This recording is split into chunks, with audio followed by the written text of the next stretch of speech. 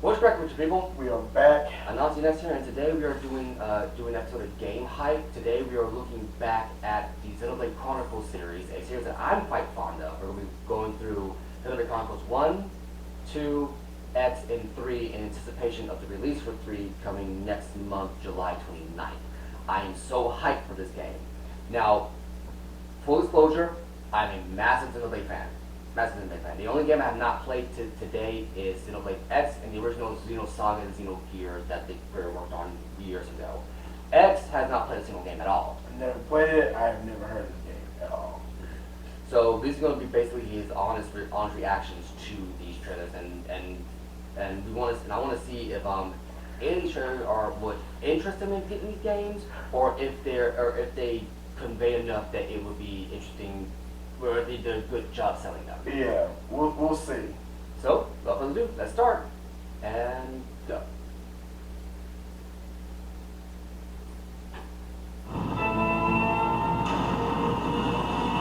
And that's something you do every single time.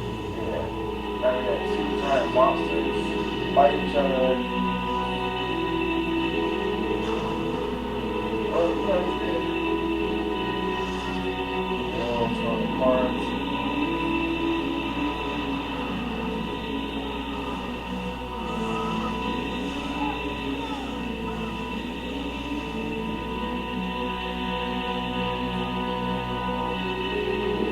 It's time to take the parts. Okay.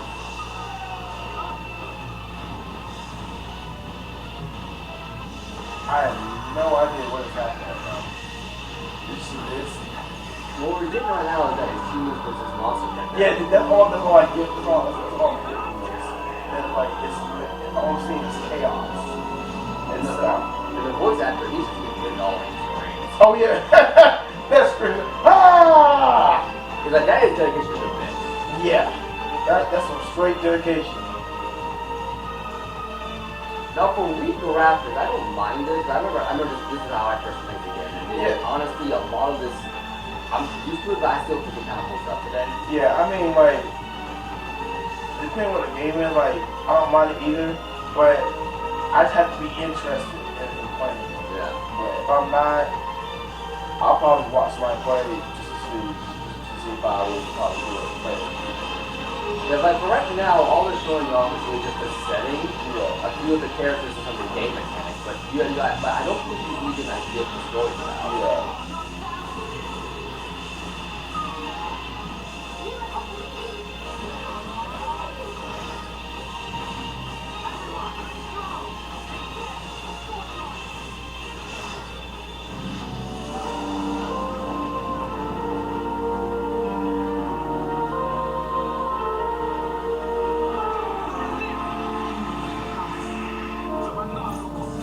Okay. Wow.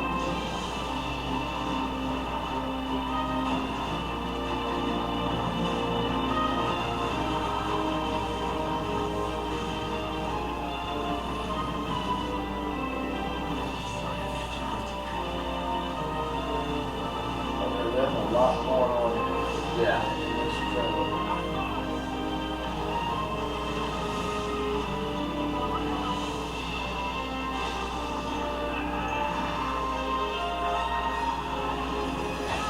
That's great though. The restaurant. Lord. And this came out for the Wii. It wasn't and I remember that with regards to this game, I remember that it was only released in Japan and in Europe for the longest really? time in 2000. I think in the year 2000 and I want to say 8 or 9. Okay. And then it come over alongside. There was a petition to have it come over to North America, and it came over, but to buy it new was like $80. Good God, no, that ain't worth it for me. Honestly, I bought it the moment I saw it inside the store. I went to GameStop. I was bet going you to college, did. and I bought it immediately. I bet you did. Here's the thing: I have not seen a trailer for these games. I literally just I thought you had. When I first bought the game, Yeah. I had never seen a trailer for it. I just knew that a big enough stink was raised by it, and I was on a big RPG kick at the time. Yeah.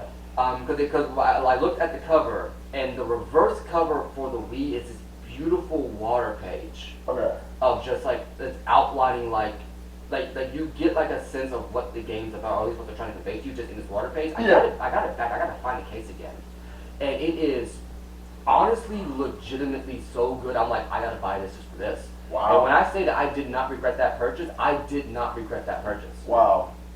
Nowadays you can get it for much cheaper, and I'll show you. We're going to show you in a second here, but it was legitimately good. Wow.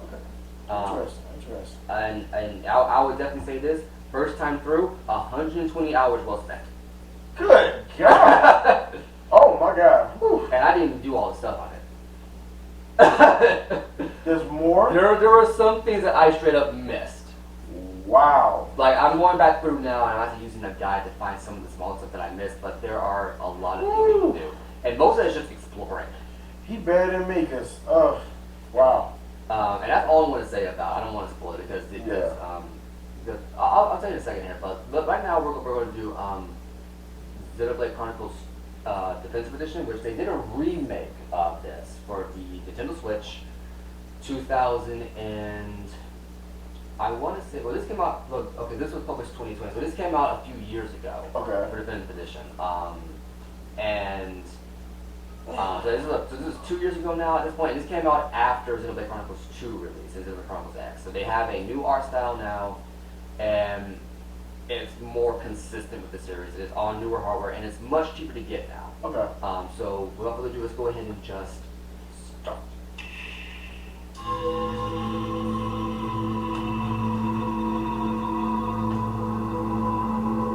It's been a long time since I last had this dream. I reached out for a piece of scrap metal, and then I fell Was it a dream? Yeah, what drink? Yeah. into the ground.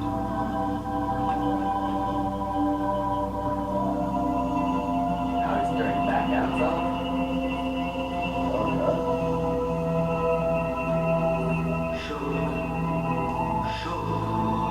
Why do you desire to change the future? God, that's scream, though. Jesus, man.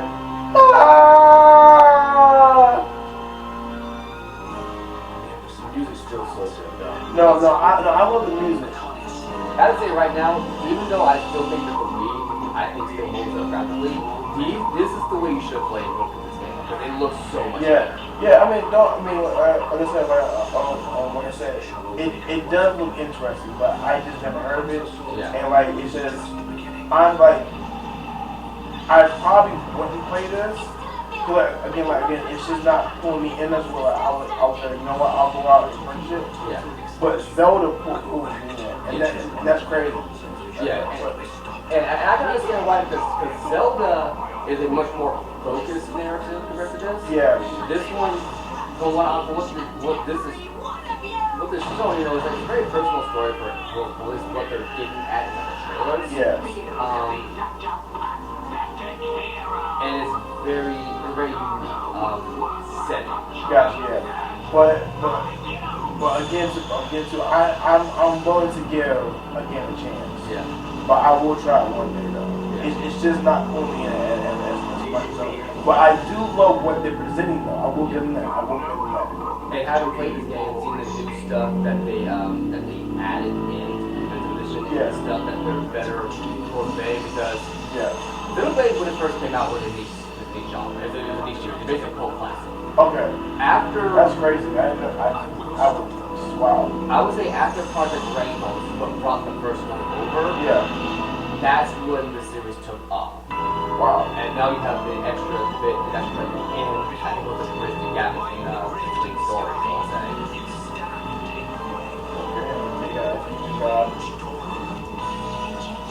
Is he gonna scream again? Don't know.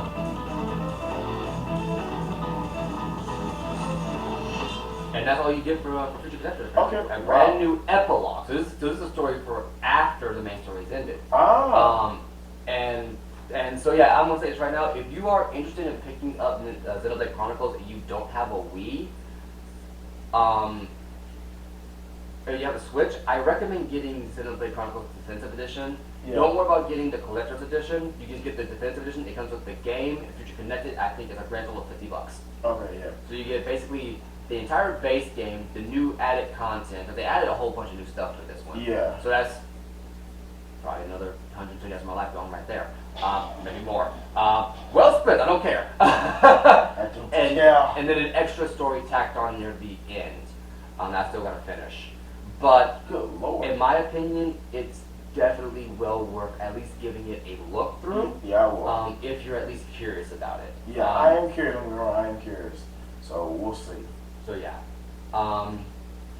But I would say going back and watching these trailers now after having played the games, if I had honestly watched these trailers beforehand, I can safely say only the definitive edition might have actually gotten me interested in maybe purchasing this game. Wow. The Okay. Wii version, despite me having played it and thoroughly enjoying it, that trailer was honestly so weirdly edited together Yeah. that I just don't think I would care for it.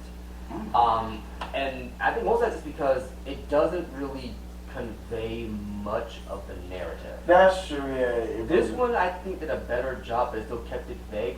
And I understand why. Having played the game, so for reference sake, those of you who don't know, the Xenoblade community is so very protective of spoilers Which I didn't know. So. that they have code names for certain characters, certain events in the story, He is not certain lying. moments that happen, certain items that happen, because these items are so important that if you know the name of it, it just gives it all away. Which is why if you play Super Smash Bros. Ultimate, the Switch edition, they edited Shulk's Final Smash to include one more character. Okay. The character that they included is a massive fucking spoiler. Jesus. When I say a massive spoiler, I mean it basically ruins one of the most emotional moments in the game, if you know what it is. Okay, gotcha. So, and I understand why it was done in Ultimate. Ultimate is a celebration of of each gaming franchise that's represented in there. But still, like this character in the community is colloquially known as Seven. Gotcha. I won't say why, just known as Seven. Okay. Same thing happens in Xenoblade 2. I forget what the character's code name was, but I know for a fact that they refer to a character by a code name in there. Gotcha. But that's how protected they are, because honestly, excuse me, talking about the story in any kind of in-depth analysis basically ruins the entire plot. Wow. That's insane. Like, I'm not even kidding. Like, it basically ruins. If it doesn't outright ruin the entire plot, it ruins multiple important moments in the series, in the narrative. Okay. Interesting. So yeah, and I can say for certain that with definitive edition being released and them knowing that the narrative is why people caught on to this game, Yeah. I'm not surprised that they cleaned up the presentation, but still kept it relatively minimal, so don't give away too much. Gotcha. Yeah. Because there were still some pretty massive spoilers in here, but they're only spoilers if you have the context. Gotcha. If you don't, they're just there. Yeah. Yeah. That's how it was made. It was just there, so I didn't. So nothing was really spoiled for me. Yeah. So once again, if you're interested in picking it up as a Xenoblade fan, I highly recommend it. What about you, X? You know, is this like would you, if you have a Switch, would you go out and get this game? If you don't have a Switch, would you go ahead and Switch just for this game? When I do get a Switch, I will say this probably would not be the first game I'll probably pick up. I'm more interested in Zelda. Yeah. Now, don't get me wrong, I have nothing against Xenoblade. I just, like, this trailer, the definitive edition, did pull me in, but it's just, I don't know, it's something that I probably would not, it wouldn't be my first pick. I wouldn't sit down and play that. I would have to probably I'll probably watch you play it first and see if I'm truly interested. But I will give it a chance, but it's probably not my first choice, my first pick. And honestly, I don't blame you. If I had to guess, it's probably just due to the world it's trying to set up. Because Zelda is a much more like grounded medieval, like it's very focused. This one is trying to convey a lot all at once while focusing on a hook to get you in. Yeah, that's what I would argue. Yeah. Whereas like games like Twilight Princess, if you guys play Twilight Princess, the central conceit of that was the main hook of that game was that darkness has fallen over the kingdom of Hyrule. That these black creatures sauntering into the palace. Zelda basically gives up. This was in the trailer, for the launch trailer for this game. Yeah. And then you see this guy with this long black cloak, this gray hood, and he's just walking. It's like, wait a minute, where's the main series bad guy? Yeah. You know? And then you see Link look like he's being tortured, gets turned into a wolf. Then you see this black imp thing, and then you just gotta figure it out from there. Okay. And by the way, Twilight Princess, my favorite Zelda game of all time. Me personally speaking, I think it's one of the best. In terms of the classic linear Zeldas, Breath of the Wild, definitely took that place over when that one came over. If you get a Switch, I do recommend picking up Breath of the Wild 1. I do recommend picking that one up. Alright. Breath of the Wild 2 is coming around the corner. Nice. I think they pushed back to next year. Oh, did it? Yeah, Oh, it will be late this year. I think it got pushed back to next year. Alright. But I'm fine with that. As Shigeru Miyamoto once said, the guy who basically made Mario, Zelda, Star Fox, basically all of Nintendo's freaking catalog. Yeah. He once said, a delayed game will eventually be good. I wonder how he puts on Duke Nukem Forever. That game got delayed for 14 years. A rush game will forever be bad. Yes, that is so true. That is so true. I live and stand by that. So I'm 100% fine with him delaying Breath of the Wild 2. Yeah. But once again, I picked these games up. I played 2 of the 4.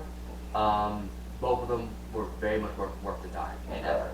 The story is well worth it. But that's all I'm going to say, because I can't say more. No, you can't. Because if I say any more, I'm going to get crucified by the other fans. Everybody, community too. Community too. I want to keep my skin today, okay? Lord have mercy. So, join us tomorrow, not tomorrow, join us next Thursday when we do Xenoblade Chronicles X. Yes. Peace. Deuces.